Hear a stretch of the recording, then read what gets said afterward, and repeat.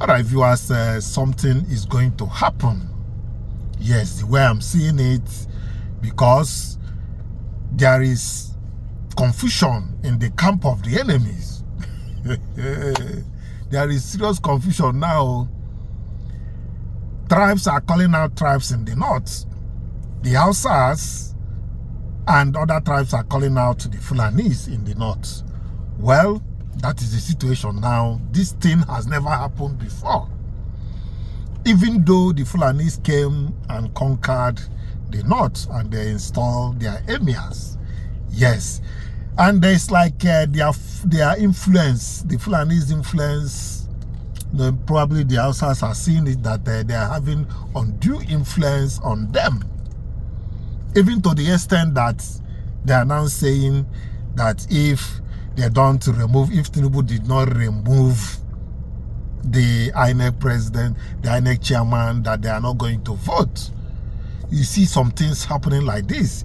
It's just like an Igbo man or Igbo people saying that if they don't remove the INEC chairman, they will not vote. Who cares if you don't vote? If you don't vote, the election goes on, and whoever after counting they declare the winner is the winner. So the problem is that there is confusion in the camp. What is happening in the north now, I've never heard it before. If you have heard it, you tell us. So, but that is the situation. So let's listen to this. You will get one or two before we continue. That just it. The Supreme Council for Sharia in Nigeria said that Muslims are not going to participate in 2027 election if Tinubu doesn't remove the INEC chairman. Which Muslims? Are you representing Muslims? No, you are representing. Hello and what's up, guys? In this video, Hausas are openly defying pressure and making one thing clear: the INEC chairman must stay. A strong message that is spreading fast, saying with him in charge, a powerful Fulani oligarchy feels threatened, and that fear is now driving a new tactic, using religion to manipulate vulnerable Hausa people. Now, listen to this. The Supreme Council for Sharia in Nigeria has warned that Muslims may boycott the 2027 elections if President Tinubu refuses to remove the INEC chairman. But Hausas are asking a shocking question: which Muslims? They insist this threat does not speak for Islam, but for Fulani interests hiding behind religion.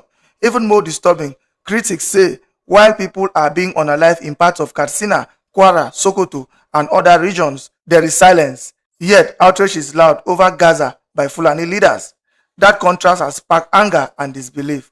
Then comes the bombshell: the claim that all Muslims will reject Tinubu in 2027, despite Fulani being a small fraction of Nigeria's population. And this is where the tension explodes, because what was said next may surprise you completely. Guys, I will let you watch this video for yourself so you can see exactly what I'm talking about. Also, don't forget to like, share, and subscribe to this channel if you haven't already done so. Take a look, guys, and remember to share your thoughts after watching. With him being a chairman of INEC, Fulani oligarchy is going to come to an end, and that is their fear. So they are now using religion as they have been using it as a weapon to manipulate vulnerable Hausa people. That's what they are doing. So INEC chairman should be retained, should not be removed, and we love him like that. That's just it. The Supreme Council for Sharia in Nigeria said that Muslims are not going to participate in 2027 election if Tinubu doesn't remove the INEC chairman. Which Muslims? Are you representing Muslims? No, you are representing Podianism. You are Fulani religion. Most of you people are not Muslims. You are for Fulanism, not Islam. They're just disguising. And he also added that they are condemning the killings in Gaza. See, upon all the killings in Nigeria, in Katsina, Kwara, Sokoto, and all these states, Hausa states, and other parts of Nigeria, these people are not condemning these killings because it is their people who are perpetrating it. It's Gaza that they are condemning the killings there. Gumi say they are soldiers. Why are these people behaving as if they are not human? Why are they treating us like this? They must be joking. I was astonished when I watched the video of this Supreme Council leader saying that they are not going to vote for Tinubu again. All Muslims. You are not for Muslims. You are for Fulani. You should have said Fulani are not going to vote for Tinubu 2027. The Fulani who are just 6% of Nigeria population. The Fulanis are hiding under Islam. They are confusing our people, especially the houses. They are confusing our people. All the imams in Nigeria, especially the northern part of Nigeria, all of them are Fulanis. They are confusing our people because they don't want us to think for ourselves. They always want us, anything they tell us, whether good or bad, we should just follow them. This thing, it has to come to an end. Gaskiya. So Hausa people, please and please, my people, you have to differentiate between religion and culture and language. We have to differentiate that, because we mix everything together. We mix Islam, we mix everything, we mix religion, not matter of Islam, because they even put hate on us. Anybody that is not Muslim, we should not like him, especially the people that are Christian or any religion that are Hausas. They call us Mabuzawa, non-religionists, and it's a lie. Just it's a propaganda, because they want to rule us every day. We are like a slave to them. It's not that enough. Now they are killing our people each and every day. They are killing our people each and every day, and their people are not talking. Minister, everything has to do with politics. They are the one. Katsina is Hausa land. The people that are doing governor, like the one I know since I grew up, all of them are Fulanis. The 4 governors are Fulanis. Why? Kano is only one Hausa. All of them are Fulani. Even vice governor is Fulani. I want to say that put Fulani in power at your detriment. At your detriment, okay? And Ghanaians understood this fact. This is why they didn't allow them to be in strategic positions of power. They limit the kind of power. Of course, they involve them in politics and all that, but they don't hold significant amount of power in Ghana, and that is why they're angry. They're not angry because they're angry because Fulanis are not in a strategic position of power. Come and check the northern Nigeria where they hold significant amount of power. Look at the atrocities that is happening, and they are the one causing it all. Okay, go to the south. The southern Nigeria is not infested with banditry and massacres because Fulanis are not in power there. They are powerless there. They are there, but they don't hold any power there. And some people are saying Sankara is a Fulani because Sankara was a Fulani. Look at the atrocities they are causing in Mali. Look at the atrocities that, if not for Traore who came and decided to stop them. Look. So yes, Fulanis are good when you don't allow them to be in strategic position of power. They're peaceful, lovely. All right. The greatest sabotage you can ever do for yourself, as well in the south, I'm talking to you now, is to allow Fulanis to come, and they will come in the name of Islam. Okay, this is what happened to the north. This is the strategy that Danfodio used, and they want to use that same strategy in southwest. All right, they will say, oh, we are of the same the kind of Islam that Fulanis are practicing is not the one that you're practicing. No. That is why your side is peaceful and our side is chaotic. The recent massacre that happened in Kwara North, in Woro community, it was Islam. They came and they came to the community and said, okay, we want to preach Islam to do in a Muslim community. Are you joking with me right now? Are you kidding me? So yes, powerful Fulani entities are the problem. Bye. You see, I do not want to reply this person, but I have to reply him. He said, Mr. Man, they do not say it that because he is a Christian, they say that let the president change him with another God-fearing Christian. What make Amupitan a sinner? How will you judge a man that is not God-fearing? Did you catch him with another person's wife? Did you catch him buying another person? Did you see Amupita stealing somebody's money? The only sin of Amupita is because he talked about the Christian genocide. You see, you people always look for somebody to, North will always look for somebody, especially Fulanis, somebody they can control, somebody that have a saying on his own. Please, anybody that is watching this video, if you have Amopita's handle, please help me tag him. He should not, on any occasion, apologize to anybody on this issue. You understand? He should not apologize to anybody on this issue. He didn't say anything wrong. Pantamida said they should go and buy Christians if they did not accept Islam. Serve in Buhari's government all through. Nothing happened to him. And because, you see, the game you are playing is that anytime there is Christian persecution, no Christian should talk about it because maybe they might want appointment tomorrow or whatever. It's a lie. You can't continue playing this card with us. It will never work. If there is a persecution against Christians, we will come out and say it openly. And if we want a government appointment, you have no right to stop us. You have no right. Because we air our view on the persecution of our people, you say we should not talk. You are a liar. It is not possible. It's not possible. Amopita should not apologize to anybody on this matter. The one that asked people to buy somebody is moving freely. The one that said the buying was true. The genocide is true. You are persecuting that person. We are waiting for Tinubu. Let him remove Amopita, then we will share something. Fulani, we are the Hausas people. We're watching you closely. We're going to let Nigerian people to know you very well. Thanks for social media. Without social media, no one knows how we're suffering, how much we're suffering in the Fulani regime. Traditional ruler, or religion ruler, or political ruler, or a terrorist. Like Fulani terrorists, or Fulani agenda. I told you people, 16 terrorist Fulani who is unalive in Edo are Fulani.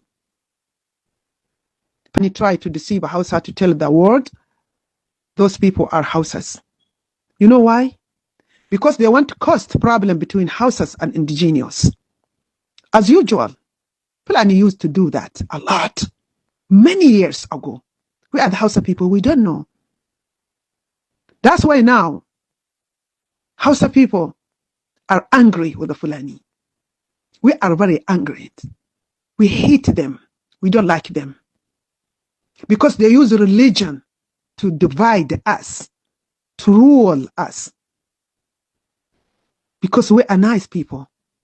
We don't lie. We thought they are honest when they say anything.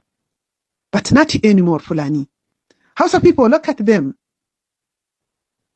You know this guy. He is a deputy governor of Kano. He went to Undue for 16 terrorists, Fulani, to look their right. How about our right, Hausa people? How about 7 million Hausas, Fulani unalive them during Buhari regime? Hausas, we have to think about it. Hausa people, we have to think about it. We have to let Fulani to pay for what have they done for us. You see them? They are all Fulani. No one single Hausa man among them. All of them are Fulanis. Next time, Hausas, do not vote for Fulani anymore. Stop praying behind Fulani scholars. Stop respect Fulani traditional ruler. They are all Boko Haram leader. To be frankly with you, let me tell you something, Nigerian.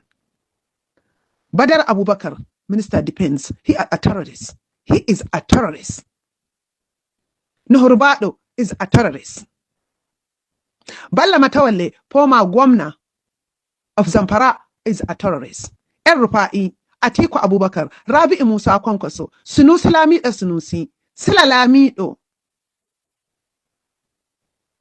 Gumi, Pantami, Abdallah Gadankaya, Yahaya Jingir, Mansur Sokoto, all of them supporting this terrorist activity, which Fulani doing now.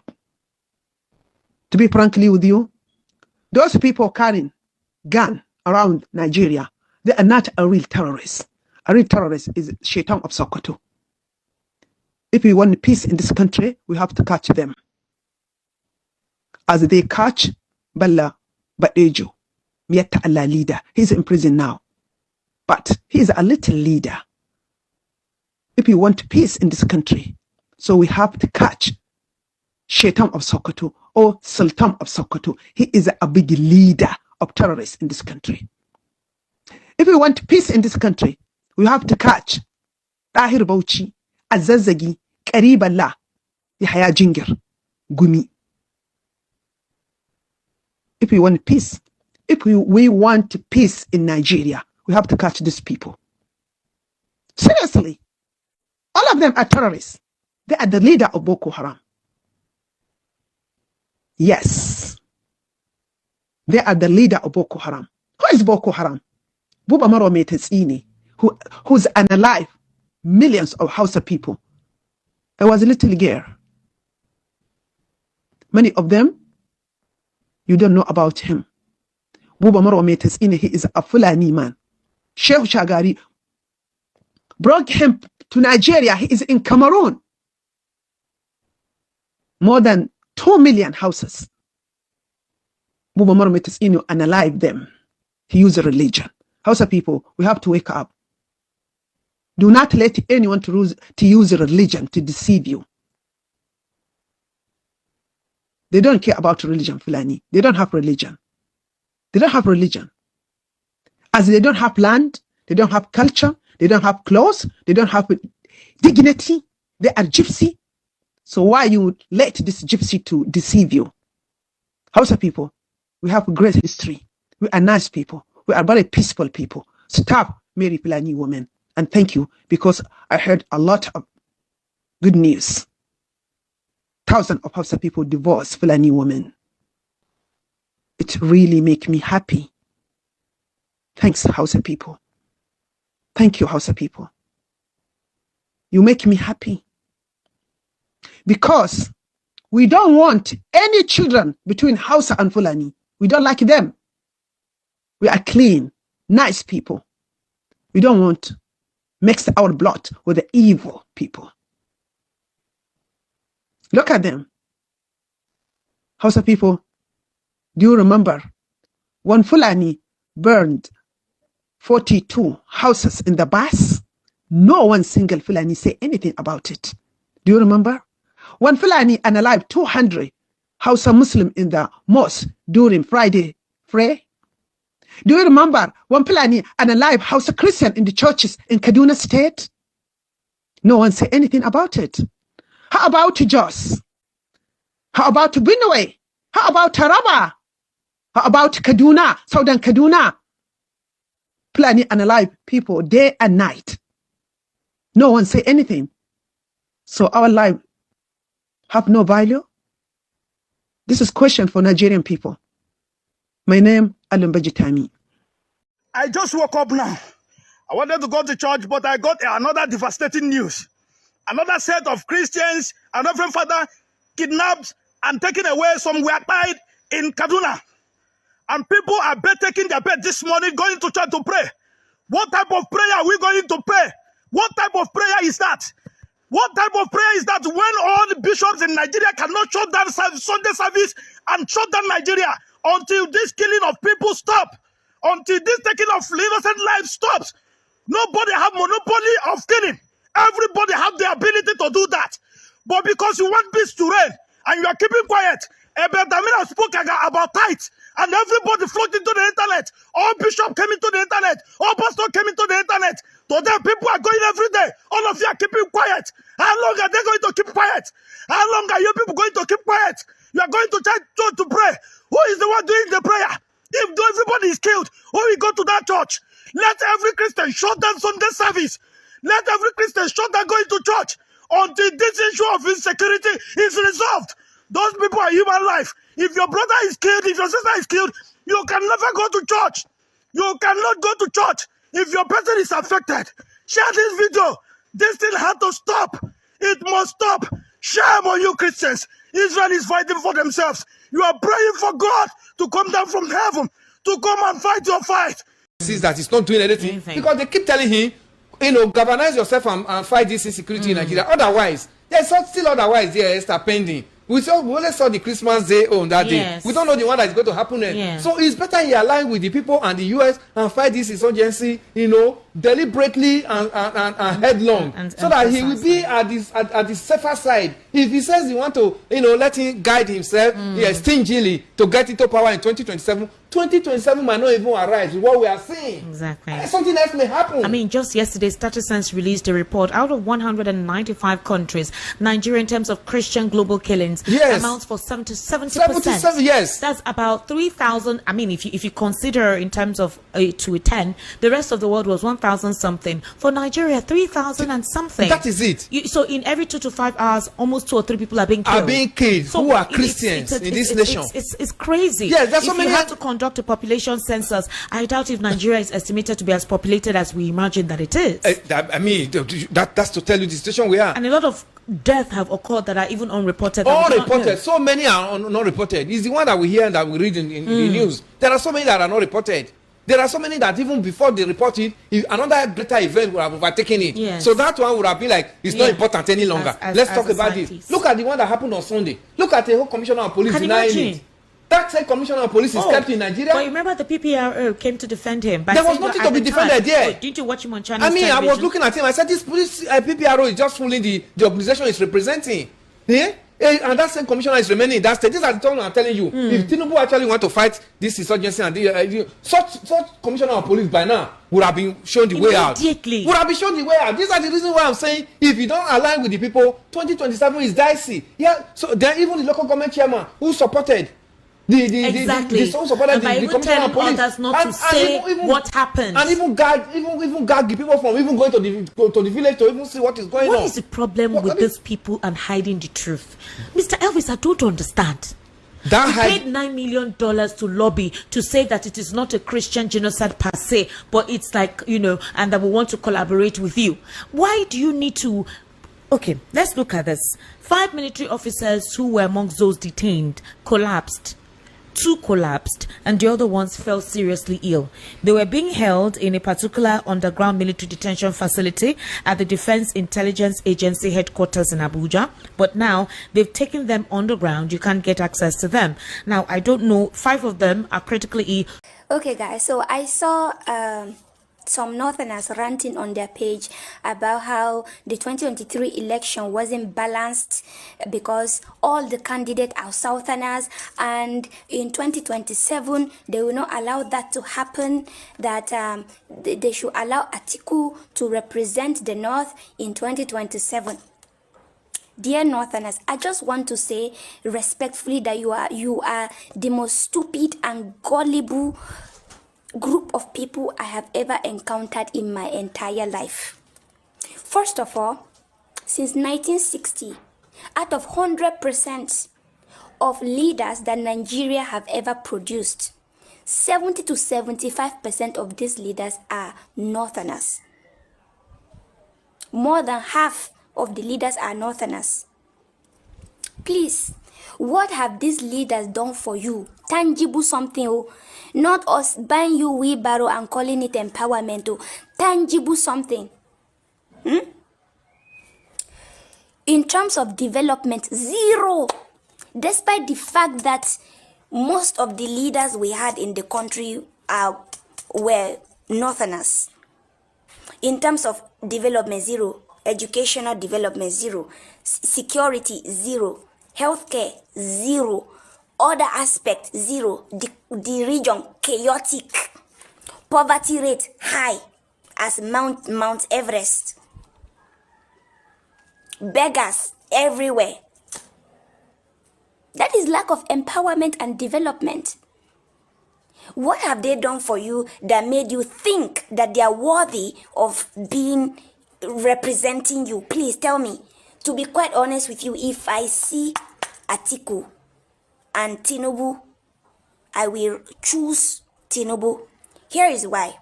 At the end of the day, atrocities happen in the north wasn't created by Tinubu. Tinubu inherited banditry problem issue in the north. It started from your northern leader Buhari. It started from him. According to some reports, the former President Buhari recruited Miyetti Allah members to sabotage the regime of Goodluck Jonathan back then.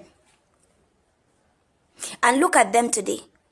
And when you even look at it, look at the three Miyetti Allah members that were arrested in Kwara State recently. Go and check the banditry industry. I'll call it industry because, you know, people are making money out of it. Go and check the industry. Northerners dominate that. 99% of them are Northerners. And almost most of them are Fulanis, just like Buhari. I pray for you, Northerner, in Jesus' name, in the name of Allah, please, may you receive sense in 2027. And that.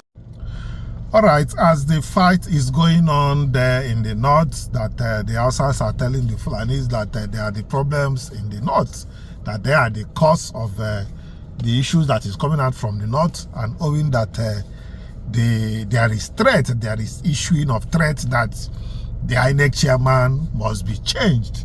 Can you imagine? I can't imagine this thing so happening. A group of people will come out and say that as if they them get Nigeria. Them get Nigeria. That so and so person will be changed for them. So that which means that there are already laid down plans waiting to be executed. So they want so and so person to be there so that their plans will be rest assured. However, there is a discussion by Kenneth Okonkwo concerning the transmission of election results. Yes, we will not keep a blind eye to these things. Like I said, we'll also keep an eye to what is happening in Nigeria. Meanwhile, the interest is let everybody go, let them divide Nigeria so that people will have peace. But meanwhile, we should also keep an eye in what is happening. The real-time transmission of election result is what the senators agreed, and not just transfer the electoral results.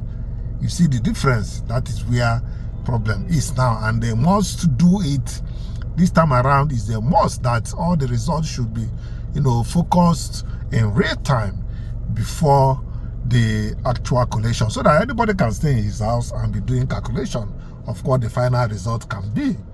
That is where they want to bring problem. Well, you can listen to the interview in the channel's television. Welcome back to Inside Sources. In this segment, I'm going to feature a member of the National Working Committee of the ADC, who is also a lawyer and a columnist, who I'm delighted to welcome back to Inside Sources. And I'm talking of Mr. Kenneth Okonkwo. Rocket. Hey, my brother. Good to see you again. Me too. It's been a while. Yes, and thank you, viewers, for joining us. Excellent. So let's just get into it. This last few days, the Senate had a plenary session where the Senate president said, look, the ruling about electronic transmission of results is that we're going to leave it the way that it was in 2022, the act. Now, before you answer that, the background is that both members of the House of Reps and the National Assembly, their electoral committees, agreed that, look, we need to mandate electronic transmission of results. They all agreed. The Senate members, the House of Reps members, they agreed. There were all kinds of retreats and meetings, behind the scenes stuff. But here comes Senator Godswill Akpabio and attempting to knock all of that down. Mr. Okonkwo, how do you respond to this? Well, let's say that it's pathetic.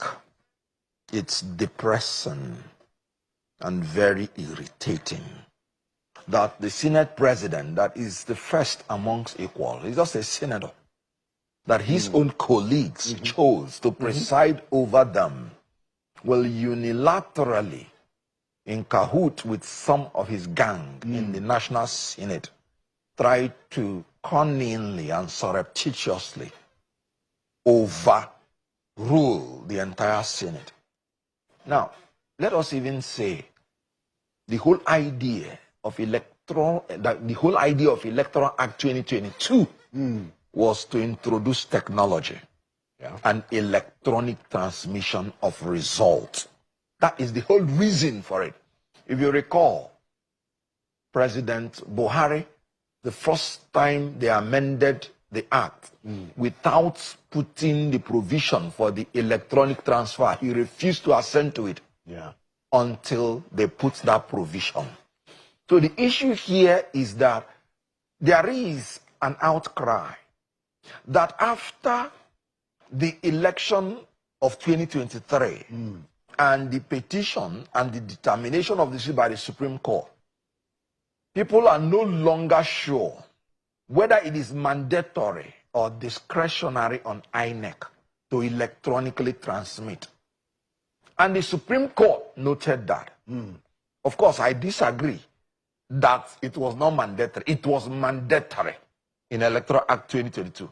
But the Supreme Court is the final court.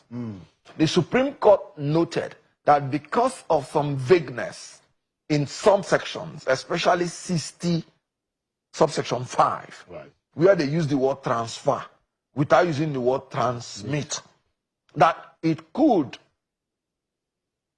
result in some vagueness. And then there is a need for the legislature to make it mandatory.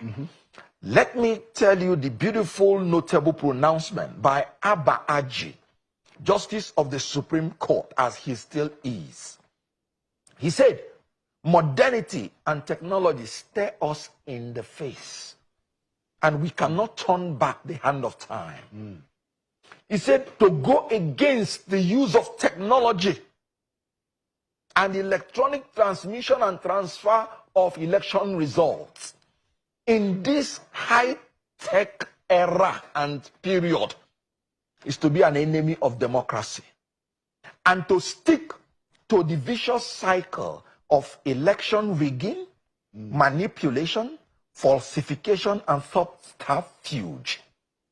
This is the pronouncement of Abba Haji, Justice of the Supreme Court. And he went further to plead with the legislature that they should amend this. Is it the 2023? 2023. Okay. Atiku versus INEC. Number 2, 2023. 19 Nigeria Weekly Law Report, part 1917. 761 at page 876. And in 877, the learned judge Abba Aji of the Supreme Court went further to plead with the legislature to please nip this confusion in the bud by making it clear and unambiguous through amending the process that legislature, that INEC does not have any discretion, that it is mandatory. I have to state the case. Atiku's case was the only presidential appeal that was considered by the Supreme Court. So it is the only appeal now that tells you the position of the Supreme Court as long as presidential election is concerned, using the Electoral Act 2022. Now, some judges, even in that judgment, like Akomai Agim, was of the opinion that 2022 Act made it clear that electronic transmission is compulsory. He said it must be done. So the issue here is that some judges differed. But the issue here is this: why would the legislature prevaricate on an issue that the Supreme Court had told you that it encourages electoral rigging, manipulation, and makes you an enemy of democracy? What it means is that Senator Godswill Akpabio has become an enemy of democracy and is sticking to the vicious cycle of election rigging, manipulation, falsification, and subterfuge by trying to maintain the same provision that Supreme Court told you that if you do, you are an enemy of democracy. That man is an enemy of democracy and should be removed if he doesn't resign. Wow. Well, I mean, it is quite a very serious matter, because I had a conversation with Mr. Clement Nwankwo, the day right after, and he said to me that, look, he is the executive director of Policy and Legal Advocacy Center, and they've been working with the National Assembly, behind the scene, even trying to facilitate some of the retreats. And he said that at all the retreats held in Lagos and other parts of the country, members, each of the houses, they have their electoral committee members. As a matter of fact, Senator Lalong, who was the DG for APC presidential election in 2023, was the chairman of the Senate Electoral Committee, and they all endorsed. They all endorsed this idea. Yeah, mandatory translation. So absolutely. That is why many Nigerians, are quite outraged. It is unbelievable. So the next question I'd like to ask you is that, I know that, I don't know whether you are quite a politician, you are a new breed of politician. How is it possible, Ken, that the Senate president can have that kind, let's even forget the audacity, but how can he prevail when the committee of Senate had recommended something that is different? How does that even happen? In one word, corruption. When people hear corruption, they always rush to think it is only financial. No. Corruption is the abuse of public office for private gain. Corruption, the whole idea is for self-preservation. The whole idea is that they know they've lost the support of the Nigerian people. And so they want to rig the 2027 election before it even started. Look at shifting the notice, the time INEC will give notice. By half. No, what sense does it make? You know why? Because if they conduct their primary earlier, people who will be dissatisfied because they are going to implode will have the opportunity to find alternatives before the time. So they want personal gain. So they want to cut everything in order to make sure that they survive. Private gain. So this is simply corruption. And if you witnessed the proceeding of the House, you saw the way he just told somebody, move a motion, another second. Those in support say, look, if you have been in such parliament, and I'm telling the truth, at times people will be just discussing because they know what they have already agreed on. So they will just be saying, I, in all this. They will not know that some evil has been done. Let me tell you something. Even if Tinubu comes out unopposed in 2027, he will fail. Because our constitution is clear. That even if you are the only person that came out, they will still ask Nigerians to vote whether yes or no. That you will, more people will vote no. How can you vote yes? No, let me tell you. Would there be any person that is sane that will transport himself under the new flight tickets cost of Tinubu, 500,000 naira, to go to his village, to go to the cubicle, to vote for Tinubu? No, is it possible? Okay, without preempting things. The person cannot even travel through the land because he will be afraid that he will be terrorized, kidnapped, or killed. The person cannot travel through the air because he can't afford the air ticket. The person cannot travel through the sea because, one, river may not have reached his village, and even if he travels, he will die. Can't you? You are hearing about boats capsizing every day. Especially in Niger State. But the problem... So it is hopeless. And they now want to rig the election before it starts. And they are making a mess of the Electoral Act 2022. Let me tell you, without mandatory electronic transmission of results, there is no Electoral Act that encourages technology. Okay. And INEC itself, of course, you know, the only reason we are doing this is because everybody has lost confidence in INEC.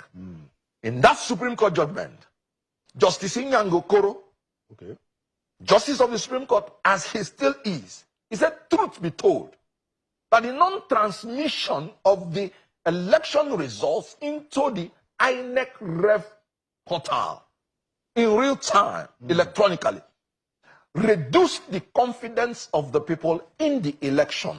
Wow. And so what it means is that even the Supreme Court has understood that people lost confidence in that election because this was not electronically transmitted. And there is a Senate president, because the legislature is the foundation of democracy, is the gatekeeper of democracy.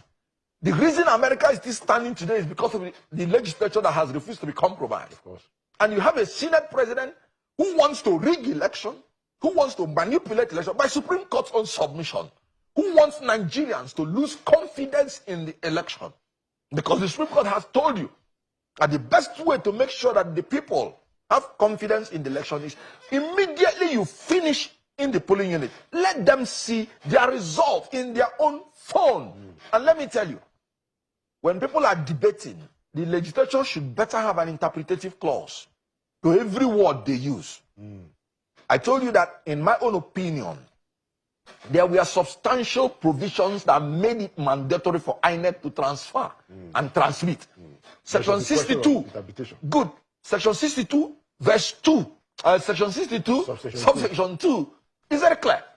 He said, INEC shall compile, maintain, and update on a continuous basis a register of election results, to be known as National Electronic Register of Election Results, which shall be a distinct database and a repository of polling unit by polling unit results, including collated results of any election organized by INEC. And they should maintain the electronic copy at their headquarters.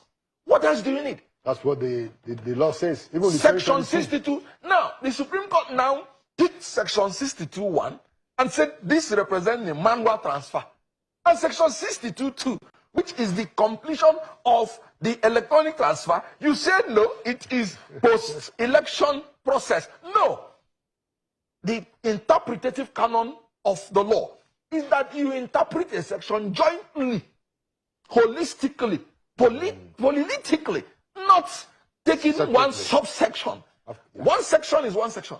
So if the Supreme Court took 62(1), they must take 62(2) to complete the hybrid nature. That is actually the collation system they're talking about. 62(2). And they said on a continuous basis. Do you know what that means? Immediately you finish the election, transmit the polling unit. And each collation you finish, you transmit. So each level of collation is using that data, which they said repository of election result, to be used to guide you. Okay, you know, but then, because of that nebulosity, that confusion, there is nothing wrong in the legislature confirming it by amending it so that it will leave nobody in doubt. All right, good. Let's move on, because I wanted to also talk about a few other things, you know, and our time is fast, going very fast.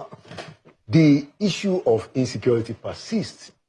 But something happened in this country on Christmas Day. You had the U.S. president, the U.S. government, you know, launch a series of Tomahawk missiles, I think about 12, you know, in southwest Nigeria. Northwest. Northwest. In northwest Nigeria, specifically Sokoto. So, since then also, you've had the Americans, you know, send us some equipment that they can help our intelligence. And then this last week, the Americans also sent a small team of military military officials. Now, I want to ask you, Ken, how do you interpret this? Because I think that, hey, if you need help, you need help, you know. But I'd like to hear, what's your perspective? My perspective, first and foremost, is that it is the colossal failure and admission of failure that Tinubu's government is incapable of protecting the lives and property of Nigerians. This is the first time in the history of this nation that a government will say they invited a foreign government to bomb our country. And do you know the most annoying thing that is making me to even want to cry. We heard about this bombing from America, not from Nigeria. Although they confirmed it. But he said that's what we heard. You're right. And I'm telling you, if we have not heard, they may not even have told you. Wow. It's a shame. Everything that is happening, the troops or so-called, we heard it from Americans. So can you imagine such thing as sensitive as the security of the people? And a foreign country is performing the act in Nigeria, and we are hearing it from a foreign country. So it's a total mess. We need help. Yes, we do. Because life has no duplicate. Since January 1, what we have been hearing is stories of tears and blood. Kwara State, that used to be very peaceful before Tinubu came in, Kwara State is now under siege. That terrorists go out to tell people convert or be killed. That terrorists send letter beforehand. The village head will alert the security operatives, and nothing will be done until they are massacred. The only achievement Tinubu has made in security is to send verbal condolence messages and to speak empty words. That's the security objective will do, the security agenda, nothing else. I'm sorry to tell you that it will still happen again. But okay. I want to tell you, the last time I was talking with you, last 2 years or thereabout, I told you these governments will fail. And the reason is this: they know the solution. But because of their own self-preservation, they don't want to cure it.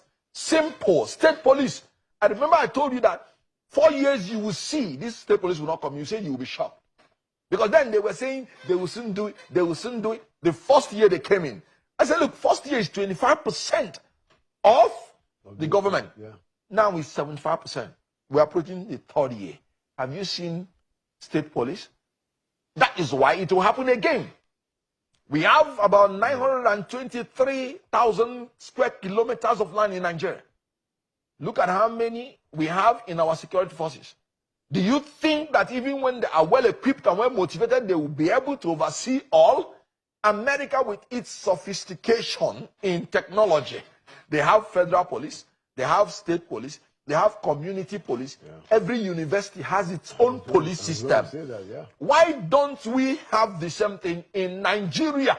You want to monopolize all the forces so that you can use them to intimidate and manipulate the system for your self-preservation. That is all. So, unfortunately, do you know the annoying thing? In Tinubu's regime, people are killed not only by human terrorists, but by even animals. A young lady, rising star, Ifunanya Wangene, the lady with the golden voice, a snake beat her. Are you going to hold the president? Absolutely. They went to all the medical centers and all the hospitals. Anti-snake venom was not there. Johesu, 90 days have been on strike. And this is a government that is borrowing all this money, that has stopped fuel subsidy, and the health system has collapsed. If that health system was working, that lady would be alive. I can't remember the last time I heard that snake bite killed somebody. But look at this rising star. But have you not noticed that one young lady that was the best nurse 2025, Chinemerem Chimeziem, died? One chance people. Security coming to in FCT.